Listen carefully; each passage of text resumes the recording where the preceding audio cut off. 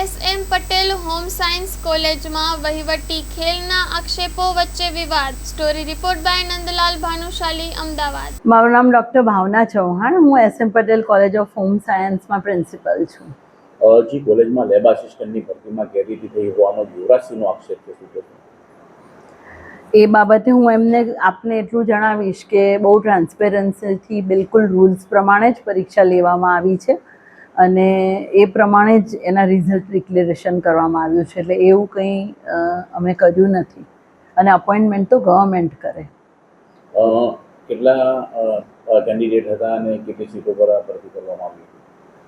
અમારે ત્યાં 2 કેન્ડિડેટ્સને એબ્સોર્બ કરવાની જગ્યા પડેલી હતી અને લગભગ એપ્રોક્સિમેટ 15 to 18 કેન્ડિડેટ્સ હતા અને 2 તબક્કામાં પરીક્ષા લેવામાં આવી અને સરકારી અધિકારીની હાજરીમાં અમારે પરીક્ષા લેવાની હોય તો એમની હાજરીમાં આપણે 2 પરીક્ષા લીધી, જે એક રિટન પરીક્ષા 150 માર્ક્સની અને પછી ત્યારબાદ 2 દિવસ પછી પ્રેક્ટિકલ પરીક્ષા 75 માર્ક્સની, એમ કરીને કુલ 225 માર્ક્સની આપણે એક્ઝામિનેશન આ લેબ આસિસ્ટન્ટ માટે લીધી હતી. રદ કેમ કરવામાં આવ્યું? પાર્ડન?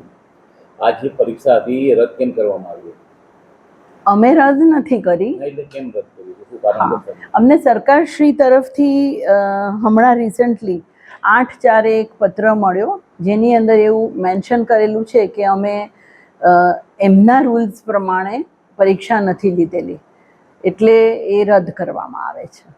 કોઈ ચૂક થઈ હોય એવું લાગે છે કે આમાં પ્રક્રિયામાં કે જે પ્રકારે ઉતાવળ કરવામાં આવી હોય કોલેજ ભરતી પ્રક્રિયા હાથ ધરવામાં?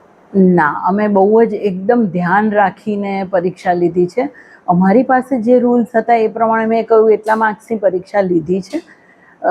2 કોલેજોએ સાથે લીધી હતી અને એકદમ ટ્રાન્સપેરન્સીથી કરી હતી, કારણ કે અમે ચારુતર વિદ્યામંડળની અંદરમાં અમારી બંને સંસ્થા આવે અને એકદમ openly V believe in open system.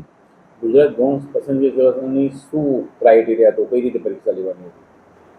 અમારા પાસે જે રૂલ્સ છે એ પ્રમાણે અમારે તમને કહ્યું એ રીતે 150 માર્ક્સની થિયરી લેવાની હતી અને 75 માર્કની પ્રેક્ટિકલ પ્રોફિશન્સી.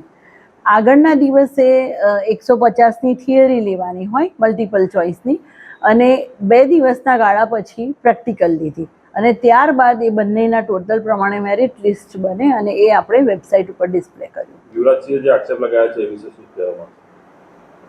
હું એવું માનું છું કે એ આક્ષેપ અમારી ઉપર છે is not actually a right allegation, because અમે લોકોએ ખરેખર એકદમ વ્યવસ્થિત રીતે પરીક્ષા લીધી છે. બધા જ રૂલ્સ અમારી પાસે હતા એ બધા જ ફોલો કર્યા છે અને અમારો કોઈ એવો ભાવ છે જ નહીં કે અમે કોઈને અન્યાય કરીએ. અમે બિલકુલ ન્યાયમાં જ માનીએ છીએ અને જે કેન્ડિડેટ લેવાયું છે તો અહીંયા મારી ત્યાં ભણેલું છોકરું છે, તો in fact we are very happy that our child has been absorb. એટલે એવું કશું જ એની પાછળ અમારો કોઈ ઇન્ટેન્શન નથી. વી આર વેરી ફેર. જો રૂલ્સ પ્રમાણે લેવામાં આવ્યું હોય તો સમગ્ર વિવાદ કેમ સર્જાયો?